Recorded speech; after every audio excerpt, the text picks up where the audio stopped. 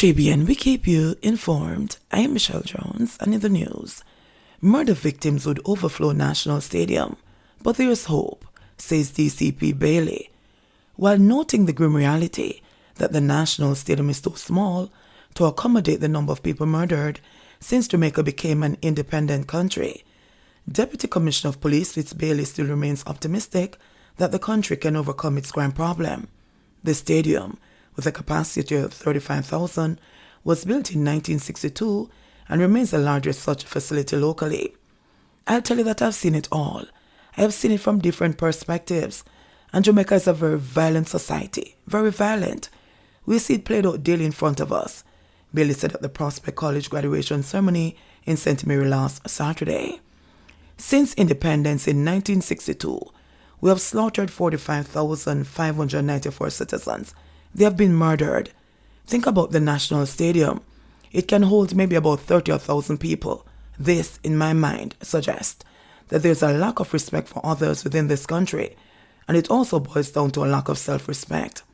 This says a lot about the character of the people in our country and the foundation we have built for ourselves, even as a free nation, he added. However, he said, all is not lost. How can we recover from this precipice that we find ourselves in? I am an optimistic. I'm a patriot. I believe that the collective mind and collective will is available in Jamaica. The capacity is here. And I think what we need is that collective will to treat with the issue of violence, which is destroying our country. We are not beyond recovery, he told the gathering. He also emphasized that the promotion of respect and other values has a significant role to play in the fight against crime. We need to get back to some fundamental principles. Get back to some basic civics that used to be taught in schools. Teach our children to respect symbols and to respect institutions and respect adults. We need to get back to that. We must actively decide to rebuild systems that make people feel worthy of respect. Though the idea of rebuilding may be daunting, it only takes a spark to get a fire going, he said. Bailey also spoke of the need to confront criminal elements. Let me say publicly that I'm one of those officers who believe that there are multiple ways of dealing with crime and violence, and I believe that some violence producers must be confronted. We can't use kid gloves in treating with them, he declared. Cops probe bizarre shooting in Augustown. Police are probing the bizarre shooting of a man in Augustown, St. Andrew, Saturday morning. The 22-year-old man, who is from the violence-prone community, realized he was shot after hearing the sounds of gunshots in the community in the wee hours of the morning. The St. Andrew Central Police reported that about 4:30 a.m., the man was on his way home from his girlfriend's house when he heard explosions in the area. Sometime after, he discovered that he had a gunshot injury to the right side of his chest. He was reportedly taken to hospital where he was admitted.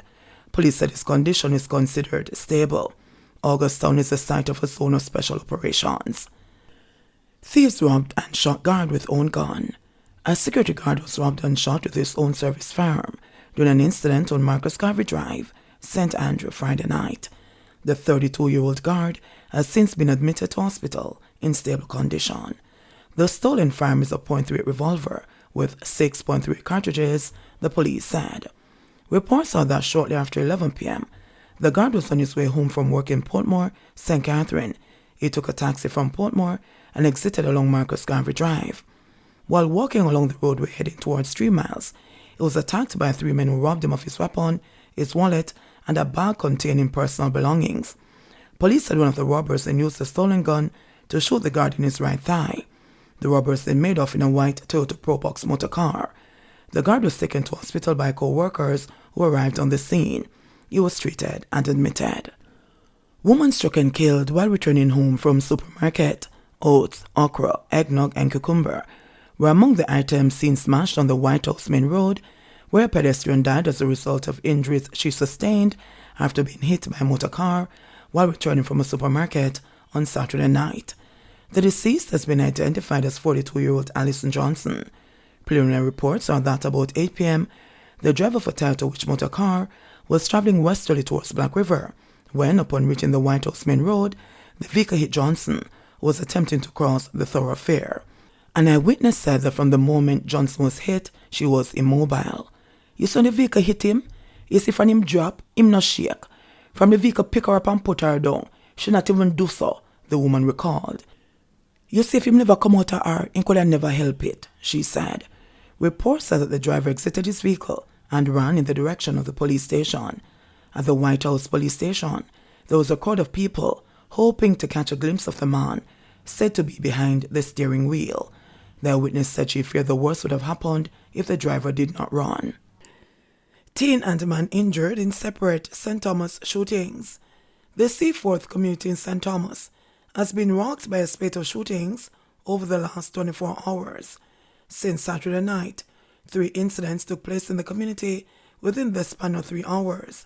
The first, which occurred at 7:32 p.m., involved a 29-year-old man who was shot and injured in the vicinity of Blacksmith Lane.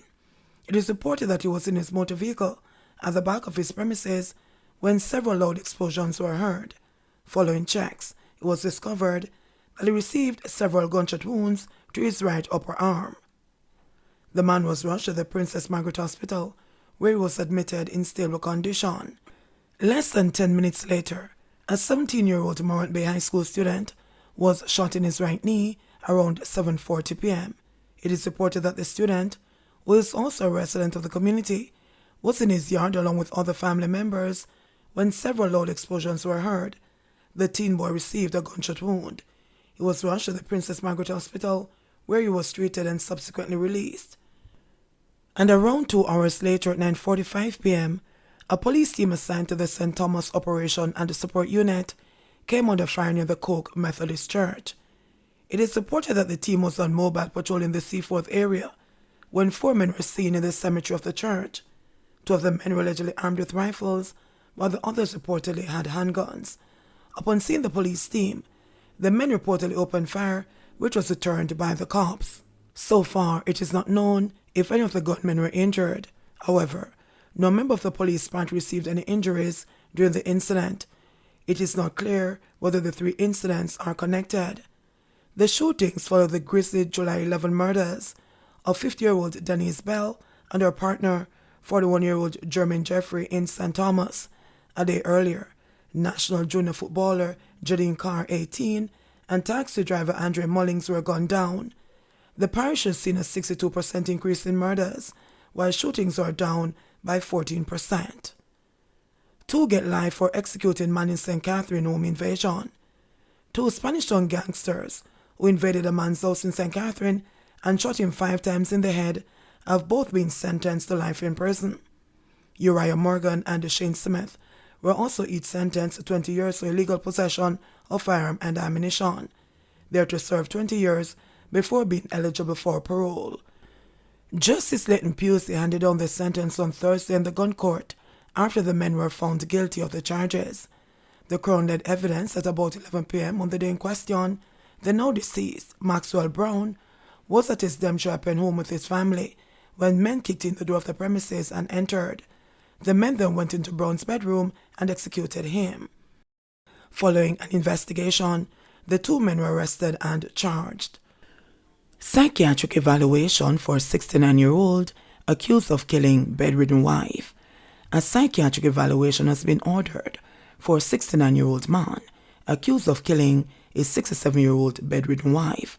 The order was made when Thaddeus Gregory, otherwise known as Thaddy, a retired mechanic from Lionel Town, appeared in the Clarendon Parish Court in Maypen on Friday. Gregory, who is charged with murder, was remanded and is to return to court on September 9. He is charged with the death of Pamela Pam Gregory, a housekeeper. The couple lived on Toronto Terrace in the Lionel Town housing scheme in the parish. It is reported that the woman was killed about 7 a.m. on Monday, July 4. Allegations are that a grandson who was home with the couple received a call and went to his grandparents' room and knocked. The accused opened the door and reportedly saw his grandmother on the bed bleeding from the neck. Police said he attempted to go into the room but was prevented by his grandfather. He then went to another door, kicked it open, and entered the room, where he got into a struggle with his grandfather before being assisted by police and residents. Gregory was taken into custody and, following investigations, was charged.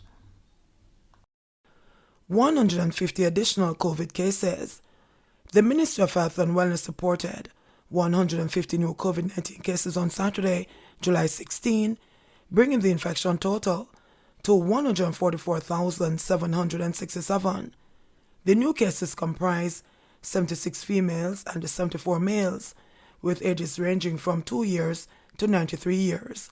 The cases were recorded in St. James 18, Westmoreland 4, Kingston and St. Andrew 44, St. Anne 2, St. Mary 10, St. Catherine 38, Portland 5, Trelawney 5, Clarendon 11, Hanover 1, Manchester 1, St. Elizabeth 4, and St. Thomas 7.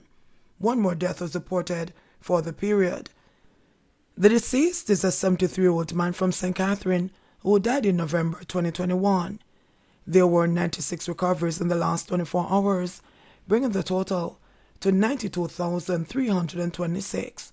Currently, 88 people are hospitalized, 22 of whom are moderately ill, 6 severely ill, and 3 critically ill.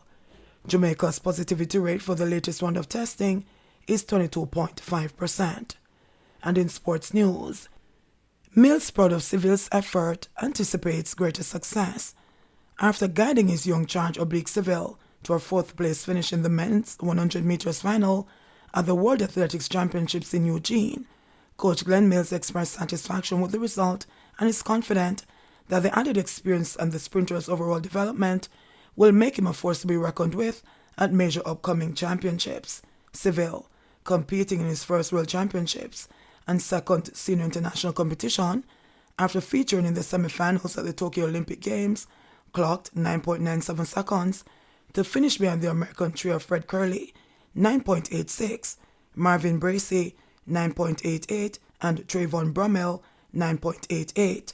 Speaking shortly after the event, Mills warned that it is only a matter of time before the 21-year-old makes his way to the podium, adding that they have already identified the key areas for improvement. I am elated about Oblique's performances this year, and his 4th place finish at the World Championships is a solid contribution to the development that is going on, Mills said.